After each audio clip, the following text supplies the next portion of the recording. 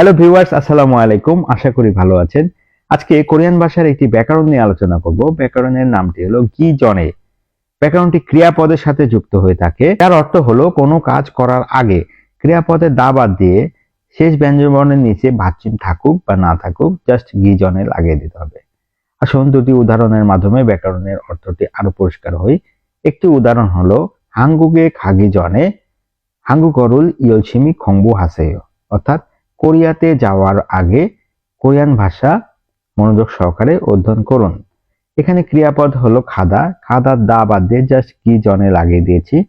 খাগি জনে অর্থাৎ যাওয়ার আগে, কোরিয়াতে যাওয়ার আগে, কোনো কাজ করার আগে ব্যাকরণটির অর্থ বুঝিয়ে থাকে। আসুন দ্বিতীয় উদাহরণে যাই। দ্বিতীয় উদাহরণটি হলো শিক্ষা হাগি জনে সোনুল শিশুসেয়। অর্থাৎ খাবার খাওয়ার আগে হাত ধোন। এখানে ক্রিয়াপদ হলো শিক্ষা হাদা। শিক্ষা হাদা অর্থ খাবার খাওয়া। এখানে হাদা দা বাদ দিয়ে জাস্ট কি জনে লাগিয়ে দিয়েছি শিক্ষা হাগি জনে, অর্থাৎ খাবার খাওয়ার আগে। এই ব্যাকরণটি কোনো কাজ করার আগে অর্থ বুঝিয়ে থাকে। থ্যাংক ইউ ভিউয়ার্স, আসসালামু আলাইকুম।